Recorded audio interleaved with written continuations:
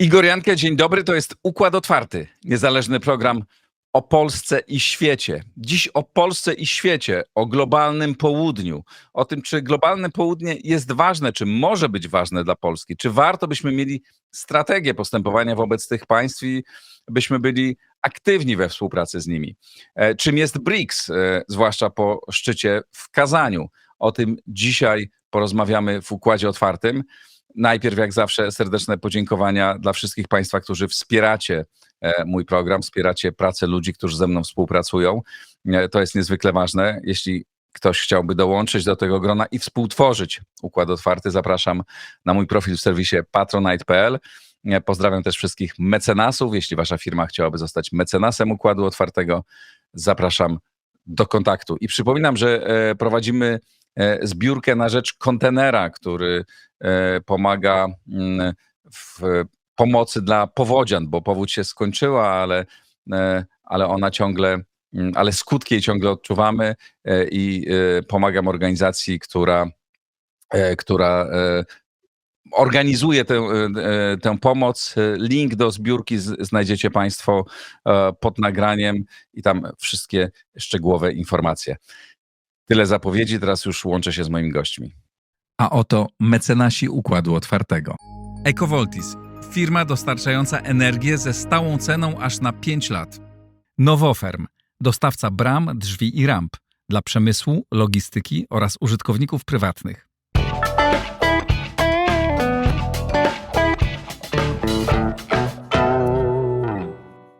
A są nimi Marcin Piątkowski, profesor Akademii Leona Koźmińskiego, autor książki Złoty Wiek, a obecnie pracujący w New Delhi na globalnym południu. Dzień dobry. Dzień dobry. I Patryk Kugiel, specjalista od i Indii, i globalnego południa, pracujący w Polskim Instytucie Spraw Międzynarodowych i współpracujący z Uniwersytetem Warszawskim. Dzień dobry. Dzień dobry, witam. Mamy porozmawiać o tym, czy Polska powinna być bardziej aktywna na globalnym południu? Czy to jest w ogóle ciekawy kierunek? Bo ja mam wrażenie, że do tej pory Polska była tam mało aktywna. Nie mieliśmy strategii, nie mamy strategii wobec tych państw. I chciałbym, żebyśmy porozmawiali przede wszystkim o tym, ale zanim porozmawiamy o naszej polskiej perspektywie, to chciałem was namówić na krótką analizę tego, czym jest BRICS. No, mieliśmy do czynienia, kilka dni temu odbył się szczyt państw BRICS w Kazaniu w Rosji i jak wiemy, do BRICS-u dołączyły kolejne kraje.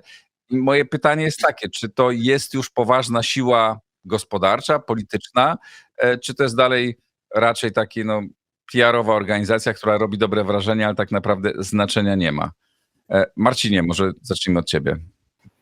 No, bardzo dobre pytanie i odpowiedź jest taka, że BRICS, członkowie BRICS-ów stanowią 45% globalnej populacji i 1/3 globalnego PKB, więc na pewno BRICS-ów nie można bagatelizować, tym bardziej, że ta organizacja będzie się rozwijać i zwiększać liczbę członków. Z drugiej strony też nie można przesadzać. W dużym stopniu te wszystkie spotkania i sojusze, spotkania na szczycie mają mały wkład ekonomiczny i małe skutki polityczne czy ekonomiczne. Można nawet powiedzieć, trochę przesadzając i upraszczając, że BRICS to jednak jest cały czas taki instagramowy sojusz, który jest głównie okazją do tego, żeby sobie zrobić zdjęcia i wrzucić go na Instagram, bo z tych spotkań naprawdę gospodarczo czy politycznie niewiele wynika. Dobrym przykładem jest choćby to, że głównym celem BRICS już od dłuższego czasu była dedolaryzacja światowej gospodarki i wcale do tego nie dochodzi. Dolar i inne waluty Zachodu cały czas dominują. Co ciekawe, chiński yuan, czyli najpotężniejsza waluta wśród BRICS-ów, jej udział w światowych rezerwach w ciągu ostatnich kilku lat spadł, a nie wzrósł i wynosi tylko 2,3%. Więc to pokazuje, że jeżeli główny cel ekonomiczny BRICS, zresztą powtarzany również na szczycie w Kazaniu, właściwie nic się w tej sprawie nie dzieje, to pokazuje, że gospodarczo ta organizacja naprawdę jeszcze niewiele potrafi zdziałać, bo te 1/3 globalnego PKB, o którym mówiłem, to jest głównie siła ilości, a nie jakości. Po prostu są duże kraje, które mają duże PKB, ale one cały czas, może z wyjątkiem Chin, mają bardzo mały wkład do postępu światowej cywilizacji i technologii. Co zrobiła Rosja, Brazylia, czy Republika Południowej Afryki? To jednak cały czas są państwa, które jadą, mówiąc brzydko, jeżdżą na gapę i cały ich wzrost jest oparty na technologiach wymyślanych na Zachodzie. Więc podsumowując, nie można BRICS-u bagatelizować. Ta organizacja będzie rosła. Myślę, że niedługo będzie stanowić ponad połowę globalnej populacji, oczywiście ponad 1/3, czy już niedługo bliżej połowy globalnego PKB. Z drugiej strony na razie gospodarczo i pewnie też politycznie mało z tego wynika. Bardziej to jest okazja do zdjęć na Instagrama niż coś, czym na dzisiaj musielibyśmy się bardzo zamartwiać. I ja przypomnę, kto jest w BRICS-ie, bo nie wszyscy pewnie śledzą, kto tam dołącza. No, BRICS założyły Brazylia, India, Chiny, Rosja i Republika Południowej Afryki. Niedawno dołączyły Iran, Egipt, Emiraty Arabskie, Nigeria, Uganda i Algieria. To chyba wszystkie kraje wymieniłem, które są do tej pory, a tam w kolejce są następne. Liczbowo, ilościowo to rzeczywiście są ogromne kraje. Gospodarczo, no to Chiny są mocnym krajem i na tym zasadzie koniec. Patryk, czy politycznie to może być siła, która może jakby te państwa mogą lewarować się nawzajem, tak? Rosja miała wielką nadzieję, że ten szczyt w Kazaniu jakby ją wesprze w wojnie na Ukrainie. Mam wrażenie, że to nic tam się nie stało. Tak spośród 134 punktów, które zapisano w porozumieniu, jeden dotyczy Ukrainy i to taki jest bardzo ogólny, wcale nie wspierający w żaden sposób Rosji. Jak ty to widzisz, powiedz? Jeżeli chodzi o Ukrainę, oczywiście to pokazuje rozbieżności raczej niż wspólne stanowisko tych państw. Tak?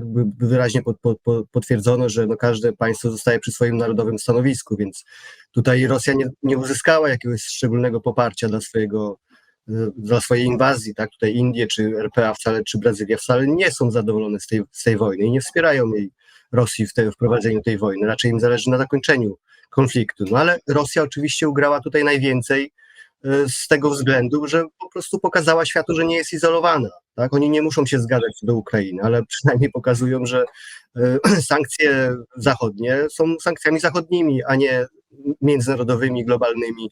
I Rosja ciągle wytrwale pracuje w kierunku obchodzenia tych sankcji. I dlatego tak ważne są jednak te ustalenia dotyczące przechodzenia na rozliczenia w walutach narodowych, w handlu pomiędzy nimi.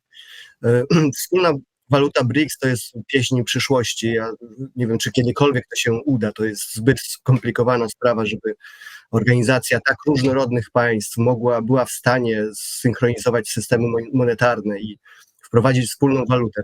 To jest chyba science fiction według mojej skromnej wiedzy ekonomicznej. Ale przechodzenie na waluty narodowe, wypracowanie, bo tutaj pewne postępy się dokonują, wypracowanie wspólnego alternatywnego systemu rozliczeń finansowych, taka alternatywy wobec SWIFT-u, to jest coś, na czym wszystkim tym państwom zależy i małe kroki obserwujemy w tym kierunku, tak? Bo to zależy na tym tak samo i Indiom, i Chinom, szczególnie Chinom, prawda? Bo te wszystkie kraje obawiają się i to jest jeden z czynników, które łączy tak różne państwa BRICS. One się obawiają unilateralizmu Stanów Zjednoczonych, unilateralizmu Zachodu i dlatego myślą sobie, no dobra, wyłączenie Rosji z systemu SWIFT, rozliczeń finansowych, stało się z dnia na dzień i powodowało ogromne jednak straty dla Rosji, dalej jest dla niej problemem. W związku z tym, w przypadku, jeżeli Indie kiedykolwiek miałyby mieć problem na pieńku ze Stanami Zjednoczonymi, a pamiętajmy chociażby o napięciach kanadyjsko-indyjskich ostatnio, niezwykle poważnych, wokół oskarżeń o zabójstwa chińskich separatystów na terytorium Kanady, czy podobne oskarżenia w Stanach Zjednoczonych, to pokazuje, że Indie czasem mogą wpaść w niełaskę, prawda, i być poddane krytyce. W związku z tym się naprawdę boją i według takich obiegowych opinii drugiego dnia po inwazji rosyjskiej na Ukrainie w 2022 roku na spotkaniu z ministrem spraw zagranicznych Indii wcale nie rozmawiano o tym, prawda, co tutaj zrobić i jakoś, nie wiem, zakończyć tę wojnę, tylko jak zrobić, żeby uniemożliwić, uodpornić się na sankcje właśnie finansowe, tak? Jakby dyplomaci indyjscy, urzędnicy dostali zadanie, żeby wymyśleć sposób, żeby nigdy wobec Indii nie można było zastosować takiej broni, takiej retorsji, jak wobec Rosji. Więc to jest jeden z elementów. Ja, jeżeli pozwolisz jeszcze słowo wyjaśnienia co do składu BRIC, bo tam się chyba wkradł jakiś błąd, tak? Poza tą piątką tych państw, powiedzmy, założycieli, czyli Rosja, Indie, Brazylia, Chiny i RPA. W zeszłym roku na szczycie w RPA zaproszono 6 członków. Ostatecznie Argentyna się wycofała, a Arabia Saudyjska stała długo w rozkroku, ale uznajemy, że ona nie jest jednak nowym członkiem BRICS, więc mamy 4 nowe państwa. To jest Iran, Zjednoczone Emiraty Arabskie, Egipt i Etiopia. Więc mamy tą 9, a No na tak, ale szczycie... dołączyły Nigeria, Uganda i Algieria. To jest nowa kategoria stworzona państw partnerskich. I tu mamy 13 państw, tak? Poza tymi, które wymieniłeś, mamy też Indonezję, Tajlandię, Wietnam, tak? Więc też cała masa państw z Afryki. Zresztą słyszeliśmy jeszcze przed tym szczytem, że tam będzie, że ponad 30 państw wyraziło zainteresowanie dołączeniem do BRICS-ów. No, nie wszystkich naraz można przyjąć, tam są jeszcze wewnętrzne, prawda, spory. Chiny chcą bardziej się rozszerzać, Indie, Brazylia nie bardzo. To jest kwestia i prestiżu, i później funkcjonowania tej grupy, tak, i tak dalej, więc ten proces rozszerzenia jest skomplikowany i trochę przyhamowany. Ale tu zadam pytanie, tych państw rzeczywiście jest, tych oczekujących jest więcej, robi się ogromna struktura, ale przecież te państwa są kompletnie różne. Co tak naprawdę ich łączy i czy rzeczywiście jest coś, co poza postkolonialną przeszłością, kolonialną przeszłością, a też nie wszystkich przecież, co ich dzisiaj realnie łączy? Marcinie. Ja myślę, że łączy ich to, że chcą mieć dodatkowe opcje polityczne w świecie, który się fragmentaryzuje pomiędzy właściwie Zachodem a Chinami, bo reszta to są tylko dodatki. Więc to są kraje, które, tak jak wcześniej był też ruch non-aligned, czyli niezrzeszonych, w którym Jugosławia i Indie kiedyś wiodły prym, tak teraz to jest podobna grupa, która mówi, my nie chcemy na tym etapie wybierać między Zachodem a Chinami, nie chcemy uczestniczyć w tej walce dwóch bloków, więc tworzymy sobie ten instagramowy sojusz, przynajmniej na razie, żeby mieć dodatkowe miejsce, w którym możemy się rozmawiać o naszych problemach, o naszych szansach, o tym, co wspólnie możemy zrobić. Na przykład takie kwestie ekonomiczne jak alternatywa dla SWIFT-a. Gdybym ja był BRICS-em, to bym robił to samo. Nie ma rzeczywiście powodu, żeby tylko był jeden globalny system płatności i to kontrolowany przez Zachód. Więc to akurat jest dosyć jasne i wcale nam, czy Zachodowi to oczywiście sprawi, że nie będziemy o wiele mniej skuteczni w sankcjach w przyszłości, bo odcięcie od SWIFT-a nie będzie miało takiego znaczenia jak do tej pory, ale to i tak by się pewnie technologicznie wydarzyło, bo i tak wszyscy przychodzą na blockchain, więc pewnie SWIFT kiedyś sam siebie by może umarł technologiczną śmiercią naturalną. Poza tą chęcią właśnie pozostania, nie opowiadania się za którymś z tych obozów Chiny a Zachód, te państwa tak poza tym bardzo mało łączy, bo na przykład Indie wcale nie mają interesów w tym, żeby wchodzić w konflikt z Zachodem czy z Ameryką. Wiele krajów innych, takie oczywiście jak Brazylia czy RPA, mają podobny pogląd, więc bardzo wiele tych krajów, te kraje różni. Ja mogę potwierdzić, że tydzień temu leciałem z Chin do Indii, jednak dwie największe gospodarki wśród BRICS-ów i między tymi gospodarkami, krajami nawet nie ma bezpośrednich połączeń lotniczych. Trzeba latać przez Wietnam albo Bangkok, więc pokazuje to, jaka to jest dziwna organizacja, w którym którym nie można po prostu dolecieć, a granice są praktycznie efektywnie zamknięte. Co do też No i są ogromne dolaryzacji. napięcia na granicy i ogromne napięcia polityczne między tymi krajami. Zgoda, chociaż akurat trzeba przyznać, że ten szczyt w Kazaniu sprawił, że spotkał się Modi z Xi Jinpingiem i doszło do pewnego détente, do takiej odwilży politycznej. Umówiono się, że pogodzono się do spraw wspólnych patroli w Himalajach, w Ladakh, więc doszło do takiej odwilży i może bardzo dobrze, nikomu taki dodatkowy konflikt nie jest potrzebny, ale niewiele więcej się wydarzyło. Ja wiem na przykład od znajomych Chińczyków, że właściwie jest niemożliwe, żeby otrzymać hinduską wizę turystyczną bądź biznesową. Właściwie nie ma żadnych inwestycji chińskich w Indiach. Większość aplikacji chińskich, począwszy od WeChata, czyli ichniejszego WhatsAppa, jest zablokowana i tak dalej, i tak dalej. Więc nawet to, że kraje BRICS dążą do tego, żeby się rozliczać we własnych walutach, to znaczy o wiele mniej niż się wydaje. Bo na przykład Rosja sprzedaje ropę Indiom i dostaje za to rupie hinduskie, ale później nie ma co z tymi rupiami zrobić. Teraz siedzi na dziesiątkach miliardów rupii i właściwie nie za bardzo wie, co może w tych Indiach kupić, oprócz tam melonów i turystyki i produktów rolno-spożywczych, więc koniec końców i tak te rupie w jakiś legalny bądź nielegalny sposób Putin będzie musiał zamienić na dolary. Co ciekawe, czytałem gdzieś, że nawet uczestnicy szczytu w Kazaniu, im oficjalnie organizatorzy szczytu rekomendowali, żeby przywieźli z sobą dolary i euro.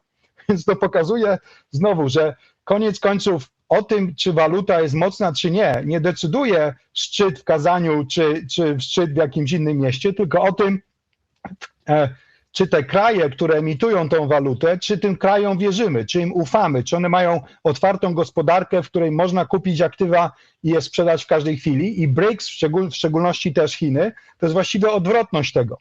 Więc może podsumowując, patrzmy na to, co się dzieje. To są kraje, które chcą stanąć na uboczu, które nie chcą być częścią tej walki, do której dąży Putin i w jakimś stopniu też Chiny, ale też kraje, które na razie cały czas się zgadzają co do tego, że warto się spotykać, ale ekonomicznie niewiele to znaczy. Ja mogę, jeżeli mogę dodać, to jakby to, co łączy BRICS, to myślę, żeby odpowiedzieć na to pytanie, powinniśmy się cofnąć do początków tej platformy i z reguły my kojarzymy sobie, że to jest grupa, jakby termin wymyślony przez Jima O'Neilla, tak, ekonomistę Banku Światowego. W artykule w 2001 roku on jakby Goldman analizuje... Sachs, nie Bank Światowy, był Goldman Sachs, bank inwestycyjny, tak. Dokładnie, przepraszam. Więc on jakby analizując potencjał gospodarczy przewidywał, że te państwa, 4 wtedy, prawda, stworzą właśnie, będą, no ich PKB prześcignie wkrótce te bardziej rozwinięte i one stworzą jakiś wspólny blok, tak?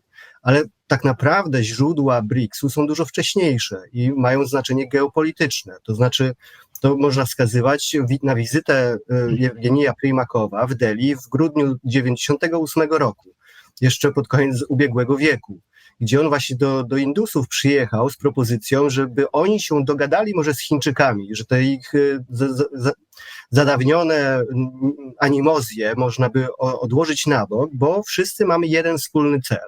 To znaczy wszyscy obawiamy się świata jednobiegunowego, jaki nastał po końcu zimnej wojny. Obawiamy się unilateralizmu Stanów Zjednoczonych, które dopiero co wygrały jedną wojnę w Zatoce, były aktywne tutaj w Jugosławii byłej i tak dalej, i tak dalej. W związku z tym te wszystkie państwa były wystraszone, tak? I Rosja, i Chiny, i Indie były wystraszone unilateralnym systemem międzynarodowym i miały interes w tym, żeby tworzyć system wielobiegunowy. Do tego potrzebowały załagodzić spory indyjsko-chińskie i Rosja występowała tutaj jako ten mediator, przyjaciel obu stron, który pomoże im dojść do porozumienia i przesuwając się te kilkadziesiąt lat do przodu, ponad 25, w Kazaniu, no w zasadzie Putin zrobił to, co już robił od lat 90., tak? Jednak był tym akuszerem, który no, zmobilizował Indie i Chiny do tego, żeby zakończyły ten bezsensowny spór graniczny, tak, bardzo, bardzo poważny, który ma negatywny efekt na relacje indyjsko-chińskie i na cały BRICS, na jego spójność, bo napięcia i konflikt między głównymi,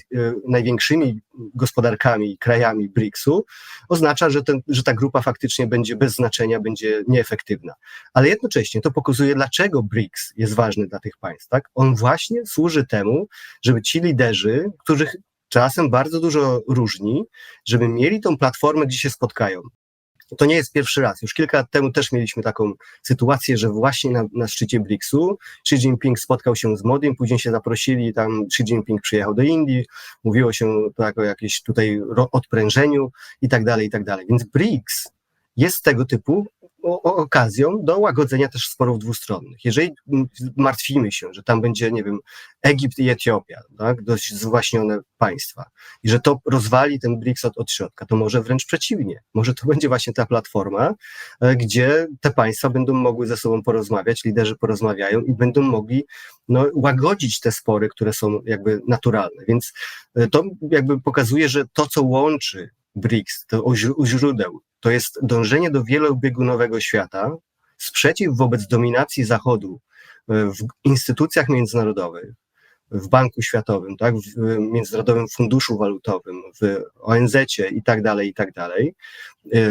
większy wpływ na to, żeby pisać zasady współpracy międzynarodowej, więc BRICS jest takim forum koordynacji polityk, tych wschodzących gospodarek, które wszystkie mają poczucie, że są niesprawiedliwie potraktowane przez historię, przez Zachód, że Zachód stworzył system, który jest niesprawiedliwy dla państw rozwijających się i one jakby amplifikują swój własny głos, tak? Bo to, co Indie by miały do powiedzenia same na temat systemu międzynarodowego, to mogą mówić w ONZ-cie co roku, prawda? Jest to teatr, którego nikt, prawda, nie słyszy i nie słucha. Więc żeby zamplifikować i nadać rangę tym postulatom reformy systemu międzynarodowego, BRICS jest doskonałą platformą, która podbija wagę takich państw jak Indie, ale już nie mówmy nawet, przecież Etiopia czy Egipt, przystępując do BRICS-u, to jest niezwykła nobilitacja. To jest jedyny, najważniejszy organ, jakby grupa, platforma ważnych państw na świecie, w którym nie ma państw zachodnich. To jest główny głos państw rozwijających się, państw globalnego południa dzisiaj, dlatego ja bym jednak nie bagatelizował tej grupy. Porozmawiajmy o tym, co te i nie tylko te państwa znaczą, czy mogą znaczyć dla Polski. Tak? No bo na razie te nasze relacje są, uważam, kompletnie, czy bardzo słabo wykorzystywane. Jest na to bardzo wiele przykładów. Pytanie, czy w ogóle warto się tym zajmować, bo może nie warto. Weszliśmy do Unii Europejskiej, co było naszym celem. Tak? To jest potężny rynek, wspólny rynek, na którym jest bardzo wiele ułatwień. Nie jest doskonały, bo ciągle jest za mało wspólny, a za bardzo regulowany, no ale jednak jest blisko, to jest nasz świat, jest prosty, przejrzysty, dużo bardziej przejrzysty niż rynek, nie wiem, indyjski, brazylijski, czy jakikolwiek inny. No ale z drugiej strony, no to są potężne rynki, tak? Potężne populacje, w których w każdej z nich przecież są te państwa i ludzie tam mieszkający mają olbrzymie, niezaspokojone potrzeby. I to jest tylko kwestia tego, kto te potrzeby zaspokoi. Samo z siebie to się nie stanie. Polskim firmom w tych krajach, no w każdym jest pewnie trochę inaczej, nie? Ale one są zawsze też i regulowane, i trochę lub mocno skorumpowane, w którym lokalne układy odgrywają potężną rolę. No ale od tego są państwa, ich dyplomacje, ich armie dyplomatyczne, żeby wycinać te pola dla przedsiębiorców z danego kraju. Francuzi to robią znakomicie w wielu miejscach i może do niedawna to nie było tak potrzebne, no bo nasze firmy nie były jeszcze tak duże, no ale dzisiaj już mamy ileś firm, które działają globalnie. Ich skala i liczba tych firm będzie rosła i pytanie, czy polskie państwo może tu odegrać jakąś rolę, czy warto? I jeśli tak, no w ogóle jaką powinniśmy mieć strategię i sposób działania wobec tych państw, czy też ten wpływy, ewentualne przyszłe wpływy gospodarcze można przekładać na wpływy polityczne? Patryku, może od ciebie zacznijmy teraz. Ja myślę, że to nie jest pytanie, czy powinniśmy, czy nie, bo to jest jakby oczywiste. Tak. Nie ma innej drogi. My musimy zainteresować się globalnym południem, bo tak się zmienia świat. No, znaczenie gospodarcze i polityczne Zachodu, naszej części świata, będzie delikatnie się zmniejszało, no bo takie są procesy demograficzne, polityczne, gospodarcze i tak dalej, i tak dalej. W związku z tym no my musimy jakby się zastanawiać nie czy, tylko jak powinna wyglądać polska polityka globalna, polskie zaangażowanie większe wobec państw globalnego południa. Ja obserwuję to w piśmie ostatnie kilkanaście lat, tak, i widziałem, no na początku nie było w ogóle zainteresowania generalnie globalnym południem. Mamy strategię, można by powiedzieć, tak, to nie jest tak, że nie mamy. Mamy dokument z 2004 roku, Polska Strategia wobec państw rozwijających się, więc to jest dokument jednak już... Dobrze wiedzieć. Ciekawe, czy myślę, że mało MSZ kto jakby wie. czytają Tak, ten tak. dokument, tak. To jest troszkę zdezaktualizowane. Wchodziliśmy do Unii Europejskiej, świat jednak wyglądał zupełnie inaczej. Więc pewnie... Z 2004 roku, to jest 20 lat. Jak wyglądała gospodarka polska? Jakim państwem byliśmy 20 lat temu? Jakim jesteśmy dzisiaj, tak? Znaczy ten złoty wiek, o którym Marcin pisze, no to on wtedy się rozkręcał. Dziś jesteśmy kompletnie gdzie indziej. Polskie firmy, które wtedy raczkowały, dzisiaj są często potężne, więc myślę, że ten dokument, znaczy można zajrzeć do niego, ale na pewno trzeba go napisać od nowa. Ale przypomnijmy sobie, jaki był świat wtedy, tak? Jeszcze żyliśmy w tym momencie takiej politycznej, pokojowej dywidendy. Było spokojnie przed kryzysem finansowym jeszcze i tak dalej, i tak dalej. Tak? W związku z tym no my się dobrze czuliśmy w Europie. To był jeszcze dla nas jakby kraj do odkrycia, tak? Teren do zagospodarowania i tutaj polskie firmy odniosły zdecydowany sukces, prawda? I przez to mieliśmy mniejszą ochotę, żeby się interesować tym dalszym regionem, tak? Dalszym światem, który jest bardziej niebezpieczny, trudny, nieprzewidywalny i tak dalej, i tak dalej. Niemniej głównym jakby motywem zainteresowania Polski obszarem pozaeuropejskim była gospodarka, tak? Zwłaszcza po kryzysie finansowym mówiliśmy o tej dywersyfikacji eksportu, że nie możemy być tak uzależnieni tylko od Unii Europejskiej i tak dalej, i tak dalej. Tylko że za tym nie szło zbyt wiele, tak? Jakby ta ofensywa polska na zachód, na globalne południe nie była, powiedzmy, pełną parą przeprowadzana, no ale to był ten główny czynnik gospodarczy. Natomiast po 2022 roku to polskie zainteresowanie globalnym południem zyskuje nowy element, ten geopolityczny, tak? Bo obudziliśmy się nagle w sytuacji, gdzie patrzymy, że w ONZ-cie no nie wszyscy potępiają rosyjską agresję na Ukrainę. Tak jasne, jawne i brutalne pogwałcenie prawa międzynarodowego. No jak to jest, prawda? I zaczynamy się zastanawiać, no, jakie są tam wpływy rosyjskie, o co chodzi tym państwom. I nagle to nasze zainteresowanie globalnym południem zyskuje tą drugą nogę, tak? Oprócz gospodarki, nagle mamy ten czynnik strategiczny, tak? Że nam zależy jednak na dobrych relacjach politycznych, na wpływie na te państwa, żeby one jednak no, jakoś opowiedziały się po stronie Ukrainy w tej globalnej konfrontacji. Więc to jest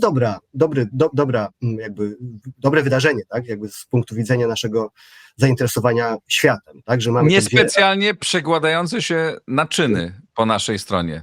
No, mieliśmy to wychodziliśmy z COVID-u, więc są pewne obiektywne ograniczenia, tak, ale faktycznie no, mieliśmy pewną intensyfikację wizyt i tak dalej, i tak dalej. Tylko no, się zgadzam, że można zrobić więcej i nie można jednak zafiksować się, wydaje mi się, na jednej sprawie. To znaczy nie możemy jechać do państw globalnego południa i mówić im tylko o Ukrainie.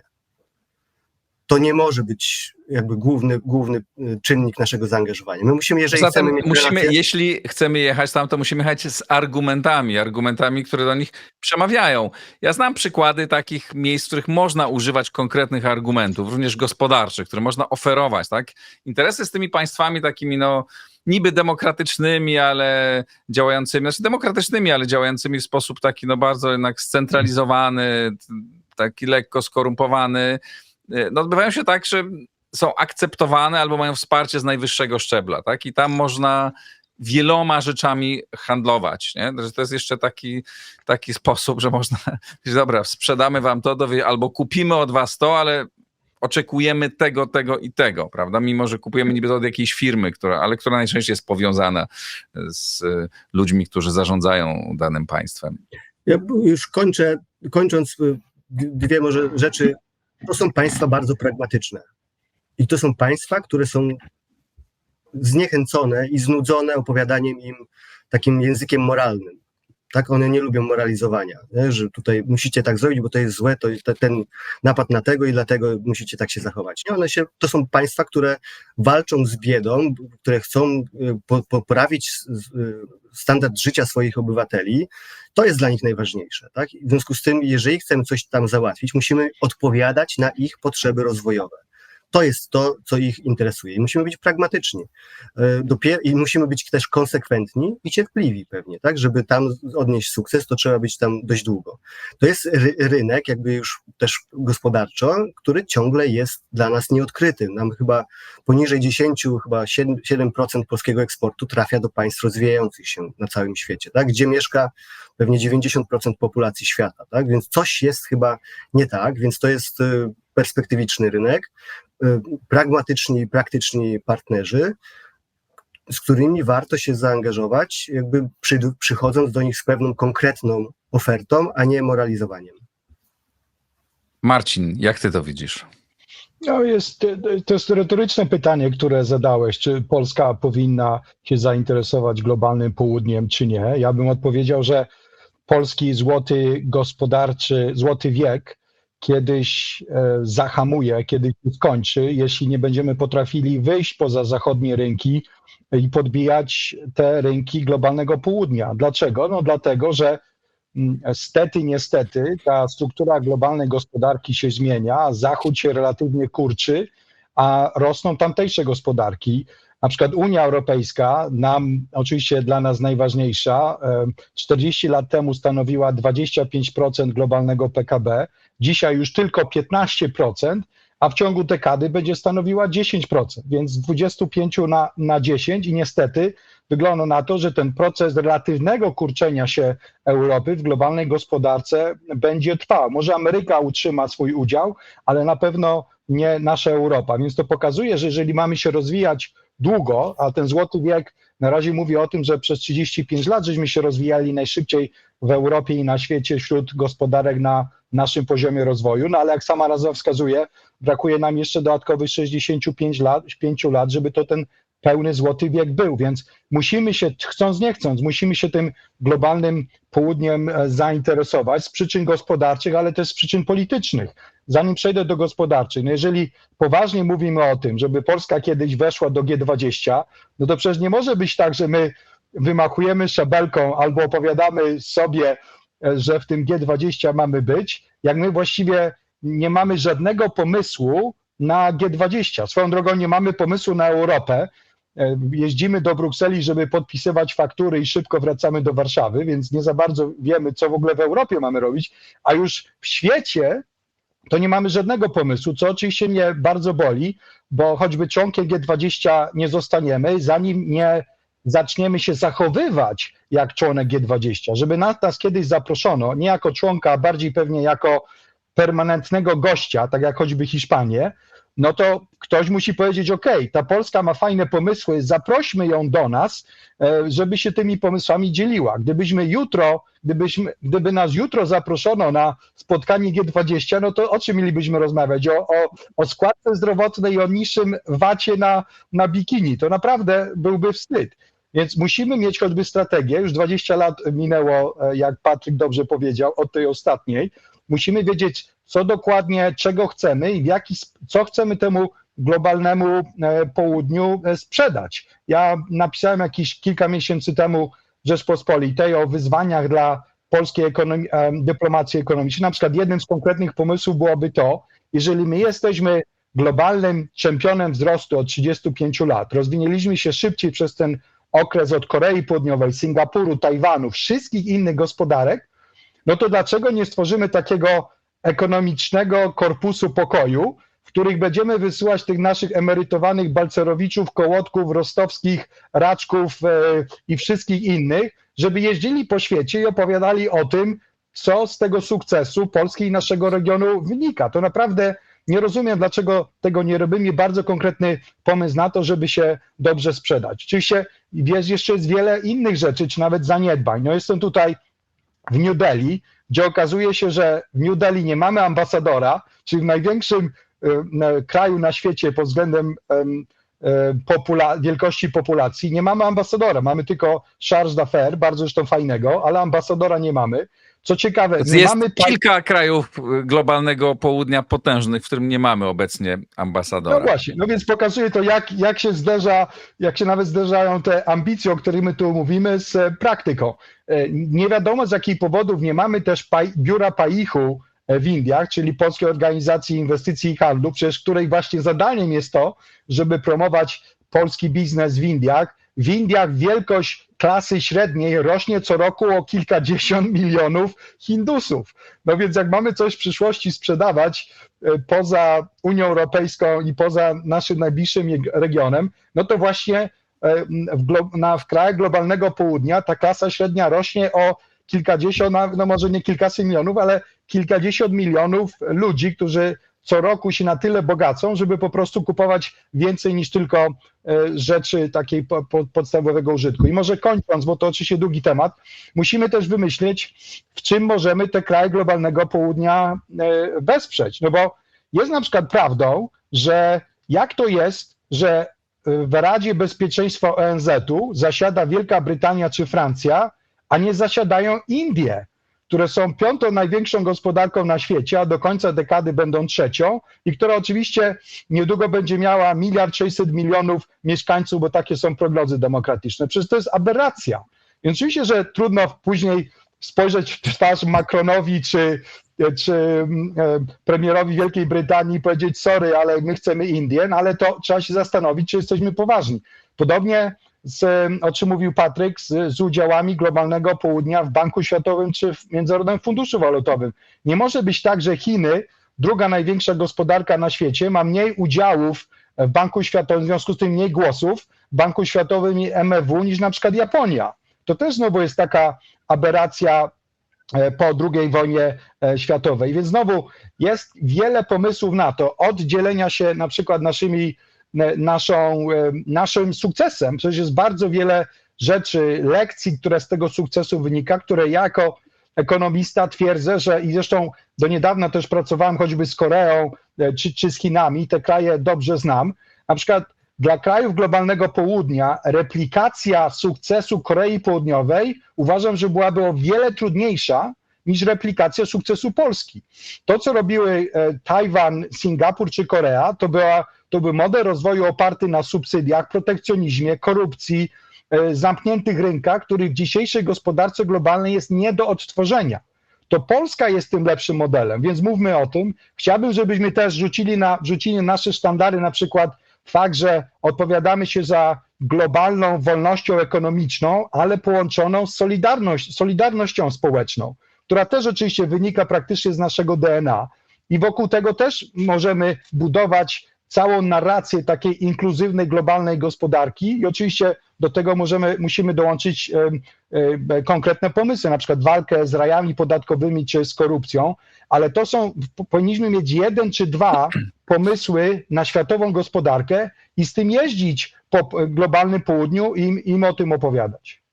Jeśli mogę ja skomentować to, co mówiliście, dodać do tego jedną uwagę, znaczy taką generalną bardzo, że po pierwsze, ani nie mamy strategii i nie mieliśmy, tak? I to nie jest to jest i do poprzedniego, i obecny, to jest do całej, znaczy mówię o rządzących i to jest do całej klasy politycznej. Ani nie mieliśmy strategii, ani nie mieliśmy sił wykonawczych, tak? Ani nie mieliśmy planu operacyjnego i sił, bo teraz to w ogóle te ambasady są przetrzebione i no to dramat, co się dzieje, ale też wcześniej, kiedy funkcjonowały te polskie placówki, często są dużo słabsze, dużo mniej liczne, dużo gorzej wyposażone i mające dużo słabsze narzędzia niż inne państwa i to tak wielokrotnie. Znaczy ta różnica jest taka, nie, że no dobra, mamy o 30% mniejszy skład czy coś, nie mamy czasami o 20-krotnie, 10-krotnie mniejszy skład, a oddziały PAIH-u, jak porównując polskie oddziały PAIH-u w różnych państwach świata, do podobnych placówek z innych państw, to są po prostu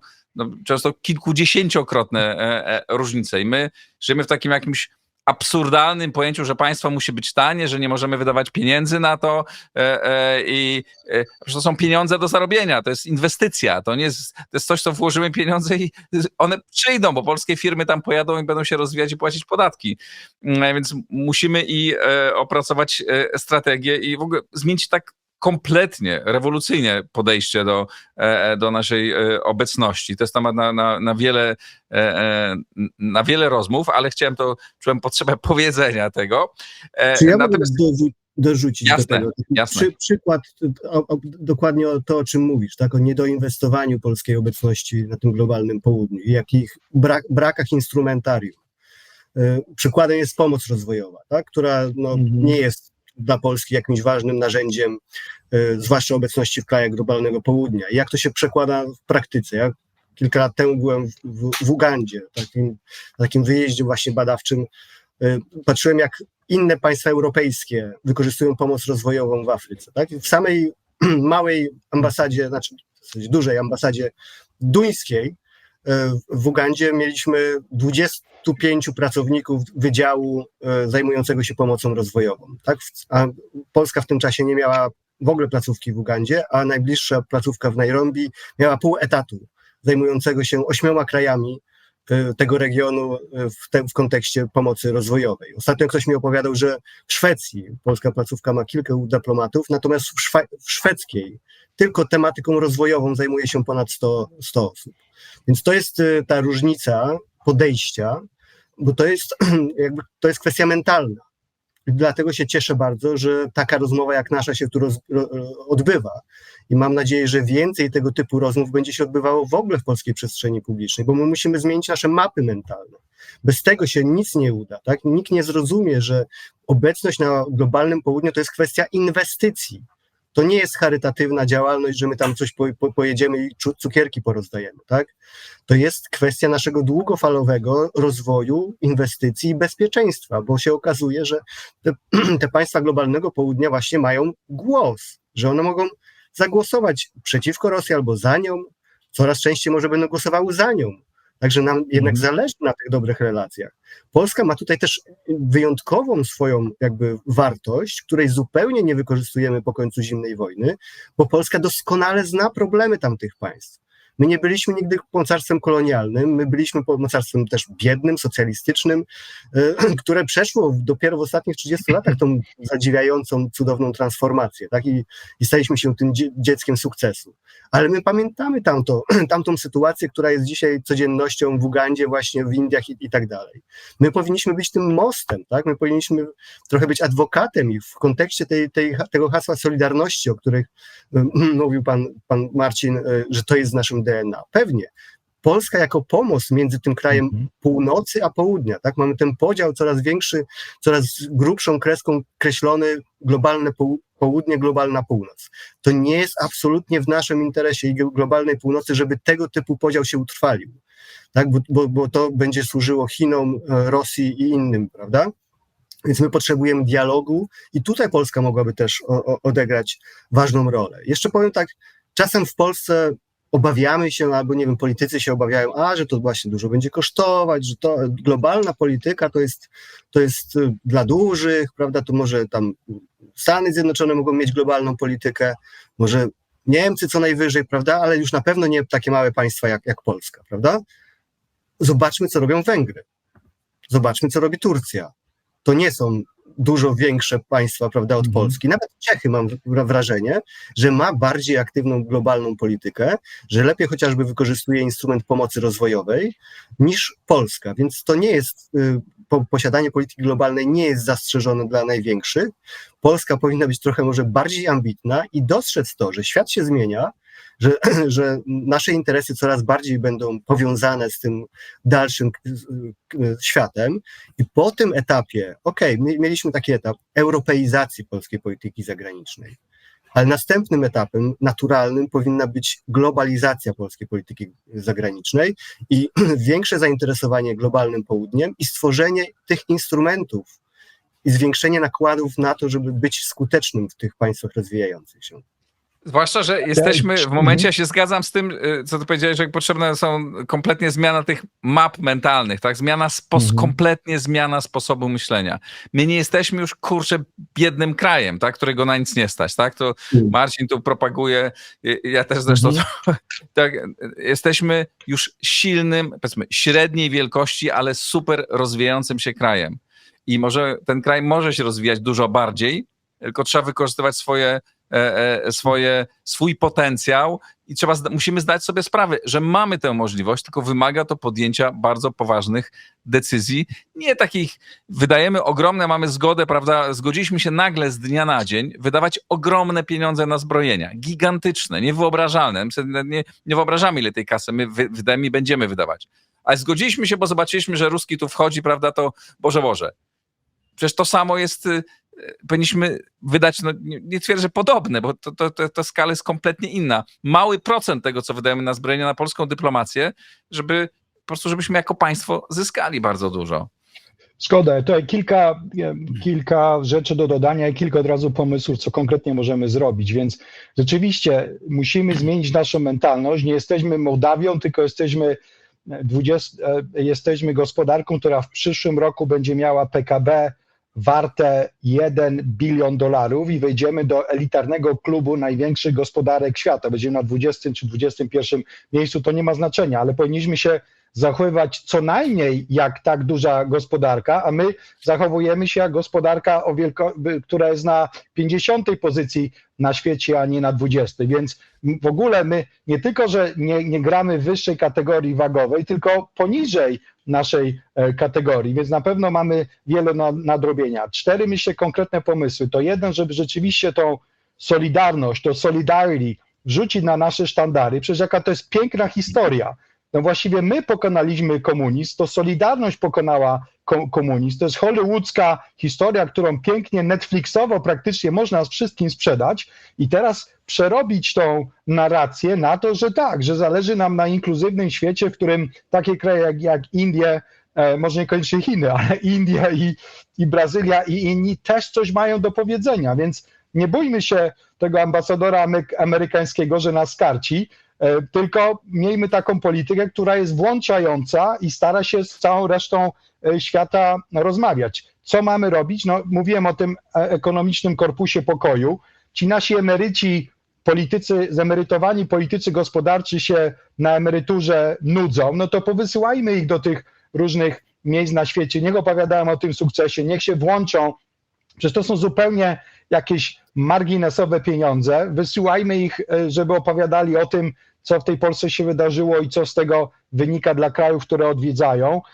Myślę, zgoda tutaj z Patrykiem, że warto też zainwestować w pomoc rozwojową. Właśnie się skończyły coroczne spotkania Banku Światowego i Międzynarodowego Funduszu Walutowego w Waszyngtonie, gdzie na przykład Łotwa była na pierwszych stronach strony internetowej Banku Światowego, bo zwiększyła dramatycznie swoją pomoc rozwojową, akurat o $5 milionów, bo taka jest wartość tego wzrostu, no ale news poszedł w świat.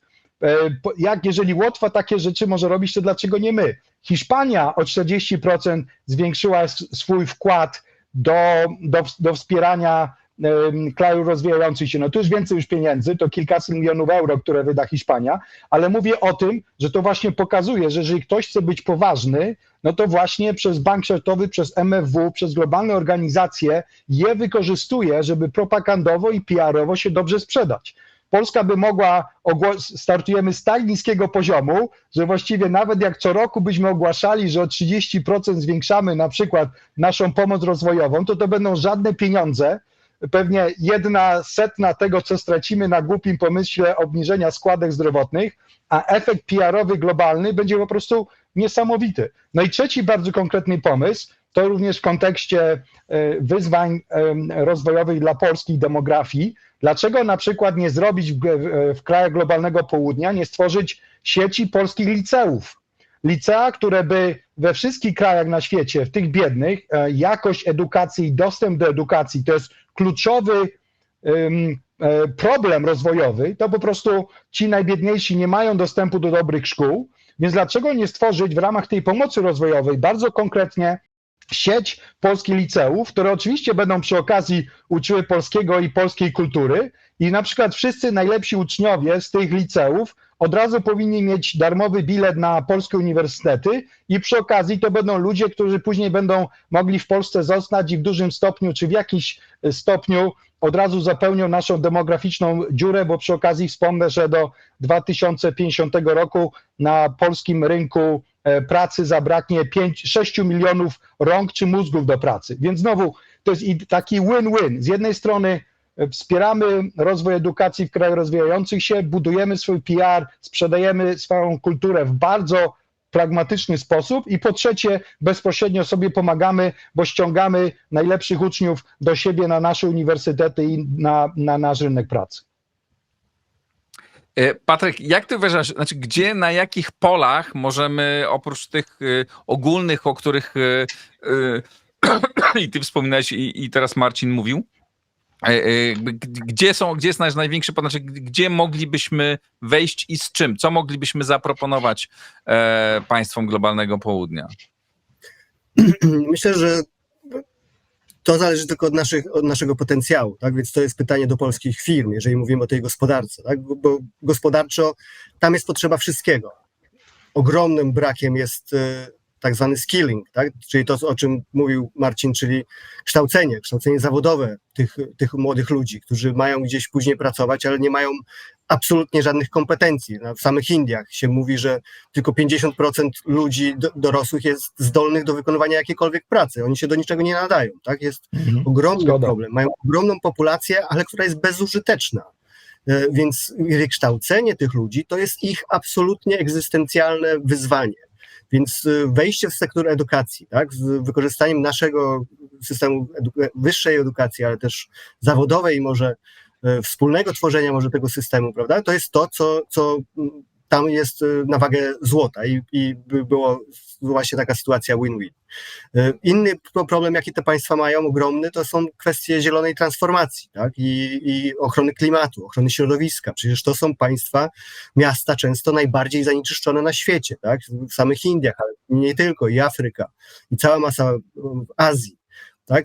Kwestia oczyszczania powietrza, oczyszczania wody, budowy oczyszczalni ścieków i tak dalej, przechodzenie na zieloną energetykę, to są znowu obszary, które są w ogromnym zapotrzebowaniu wszędzie na globalnym południu.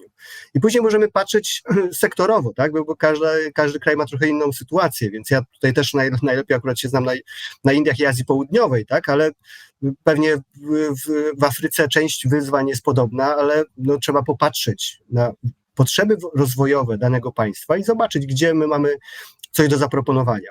To mogą być też nowoczesne technologie, tak? Mamy polskie po prostu, problem Polski jest taki, że my nie mamy takich ogromnych globalnych marek, tak? Znanych i od razu powiemy, a w tej dziedzinie tu, nie wiem, SAP, Nokia, coś tam i jedziemy i każdy wie, o co chodzi, nie? My mamy, naszym atutem jest z kolei te małe i średnie przedsiębiorstwa.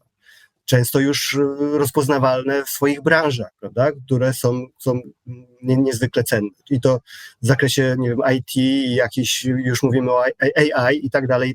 W związku z tym mamy coś do zaoferowania też w tych różnych sektorach. Ja zawsze opowiadam, jakby ktoś się mnie pyta, a co w Indiach możemy zrobić, gdzie interes jakiś możemy zrobić? Ja mówię, wszędzie, w każdym sektorze, bo tam po prostu potrzeba wszystkiego.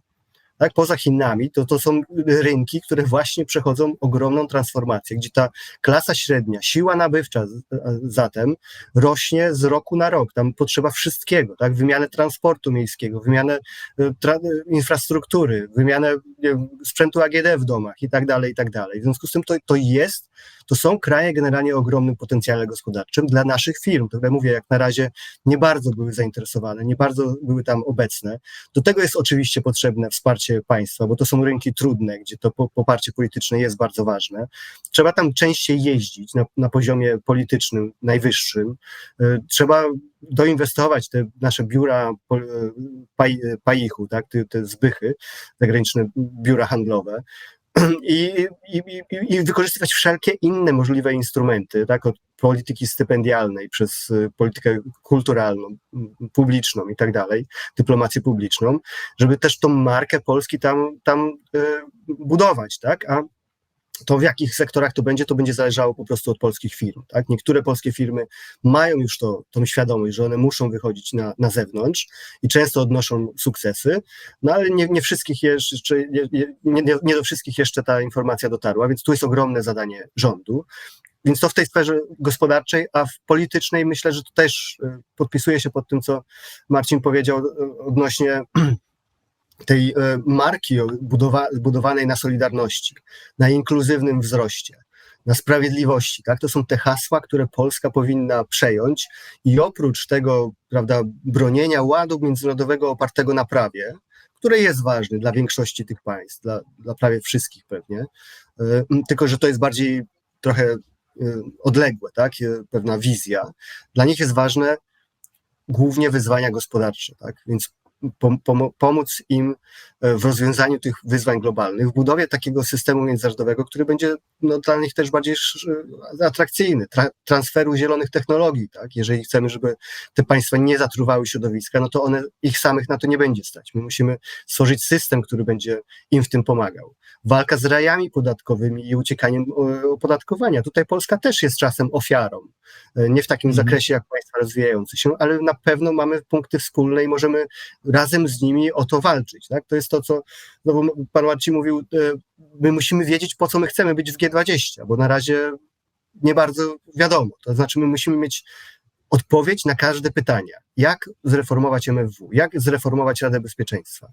Jak widzimy regulacje internetu globalnie? Jak widzimy regulacje właśnie tych podatków od korporacji międzynarodowych? To są cała masa konkretnych dziedzin, w których Polska musi wyjść i powiedzieć tutaj tak, tutaj tak, tutaj tak, z wami możemy w tej sprawie współpracować, stworzyć koalicję, zróbmy to razem. Wtedy będziemy traktowani poważnie, i jednocześnie to będzie otwierało drzwi naszym firmom, jeżeli my będziemy traktowani jako poważny partner polityczny. Marcinie, czy jeszcze jakąś puentę?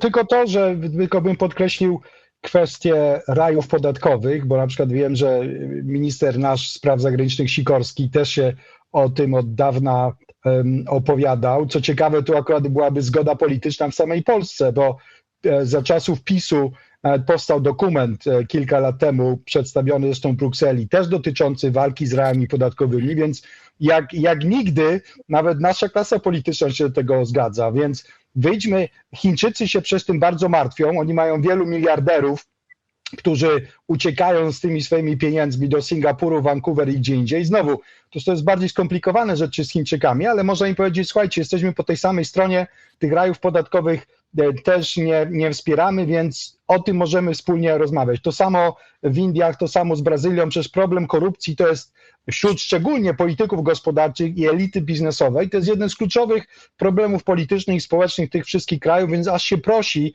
żeby coś z tym tematem zrobić. Po drugie, co do wejścia na te rynki. Ja o tyle, zanim się przyniosłem do New Delhi, przez 7 lat doradzałem rządowi chińskiemu, z tego 4 lata mieszkałem w samym Pekinie i też do mnie się zwracali różni polscy biznesmeni, pytali o to, jak wejść na rynek chiński. No ale często się okazywało, że my po prostu jesteśmy trochę jeszcze za mali albo zupełnie nieznani, żeby tak na duże rynki wejść, no bo tam trzeba naprawdę zainwestować grube pieniądze, a my jako Polska nie tylko podchodzimy do rozwoju tanio, nie tylko jako państwo, ale się okazuje, że też często jako biznes medii i nasz sektor prywatny. No ale zawsze warto to zmienić. Na przykład jednym myślę z konkretnych sposobów, żeby na te globalne rynki wejść, to jest wykupywanie zachodnich marek.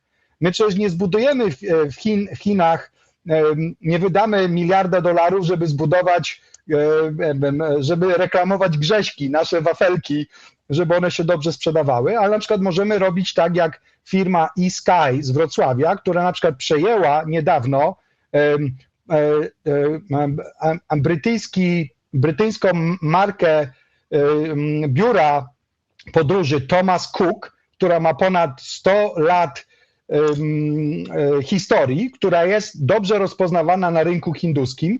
No i z takim od razu Thomasem Cookiem możemy tutaj wchodzić i wszyscy od razu będą rozpoznawali tą markę. Dzisiaj Europa jest relatywnie do Polski słaba, albo przynajmniej jest słabsza. Na przykład w Niemczech, które od 3 lat są właściwie w ekonomicznej stagnacji, zakładam się, że tam jest wiele firm, wiele marek właściwie do kupienia dzisiaj tanio. Więc sposobem na to, żeby wejść na te globalne rynki jest nie, żeby wydawać $1 miliard na reklamę Grześka, którego nikt nie będzie w stanie na świecie wymówić, no tylko żeby wykupić te podstarzałe, zbiedniałe zachodnie marki, te właśnie różne Thomasy Cooki i z nimi wejść na te globalne rynki znowu z wielką wsparciem polskiego państwa. To jednak musi być tak, że to nasi ambasadorzy, nasze paichy chodzą na każde spotkanie. Tu może taka anegdotka z mojego własnego doświadczenia. W 2002 i 2003 pracowałem w Ministerstwie Finansów i pamiętam, jak kiedyś byłem na spotkaniu po raz pierwszy w życiu z ambasadorem USA w Polsce. No i myślałem, że to będzie takie kurtuazyjne, towarzyskie spotkanie z ministrem finansów, żeby porozmawiać o globalnej gospodarce. Nic z tego. Amerykański ambasador przyszedł na to spotkanie z ministrem finansów z całym folderem spraw podatkowo-akcyzowych. Jego żadna w ogóle żadna dyskusja o globalnej gospodarce nie interesowała. On po prostu przyszedł z konkretnymi sprawami, które chciał załatwić. Nie wyobrażam sobie, żeby polski ambasador kiedykolwiek w historii miał takie podobne podejście. Znowu, nie od razu będziemy Ameryką i nie będziemy mieć takiego tupetu, no ale wyobrażam sobie, że ten ambasador mógłby chodzić na spotkania z polskimi biznesmenami i te nasze Thomasy Cooki tam sprzedawać. Temat bardzo oczywiście szeroki, ale myślę, że wszyscy tutaj się zgadzamy co do tego, że poza może Radkiem Sikorskim, który jest ministrem spraw zagranicznych globalnego formatu, którego wiele osób na świecie rozpoznaje i dobrze, że na przykład niedawno był w Filipinach i zrobił taki tour azjatycki, chociaż w Indiach niestety nie był, no ale to jest za mało. To nie może być jeden gracz, który dobrze wypada na spotkaniach ONZ-u, który oczywiście głównie się zaangażuje o walkę o przyszłość Ukrainy. My przecież mamy po to MSZ, mamy po to państwo z PKB $1 biliona, żeby za Sikorskim szła grupa 150 Sikorskich, którzy robią za niego robotę w imieniu wszystkich Polaków. Więc naprawdę sky's the limit i myślę, że wszyscy razem pewnie byśmy się zgodzili do tego, że z tego miejsca warto zaapelować do MSZ-u, do ministra finansów, do premiera, żebyśmy coś z tym zrobili.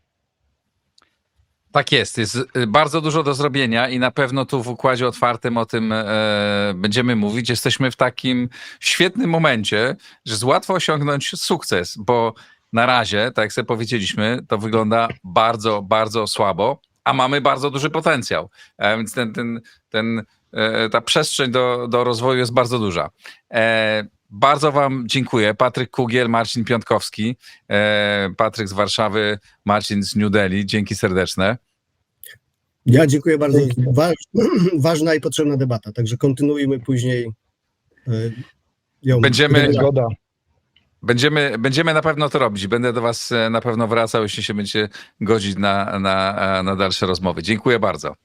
Dziękuję bardzo. Dzięki.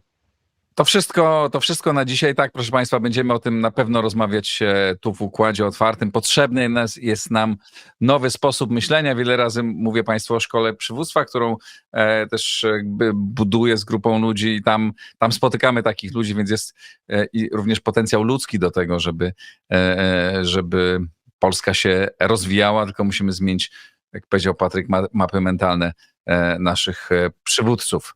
To wszystko na dzisiaj. Wspierajcie Układ Otwarty, ale przede wszystkim teraz wspierajcie tę zbiórkę dla powodzian na kontener, w którym przechowane są rzeczy i odbywa się taka praca logistyczna. Powodzi nie ma, ale jej skutki ciągle są odczuwane. Link do zbiórki pod nagraniem. Dziękuję bardzo. To wszystko. Do zobaczenia. Do usłyszenia.